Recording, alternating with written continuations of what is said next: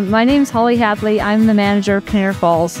And one of the Leave No Trace principles is plan ahead and prepare. It's very important when you're planning your vacation to make your bookings ahead of time. There's a lot of places that will sell out, and so getting a ticket the day of can be really difficult. There was a time when we had over 800 people a day coming here, and the area was just getting destroyed. The reason that we have those permits in place is just protection so that these areas can be around for future generations to enjoy. It's very important to do your part, plan ahead and prepare, make your bookings ahead of time. Also know the cancellation policies of the tour company or activity that you're going to do.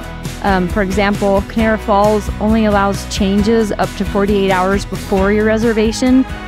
So if the weather looks like it's going to be bad or your plans are going to change, you need to make those changes 48 hours before your reservation. All these things will help ensure that you can have a fun vacation and do all the activities you want to do.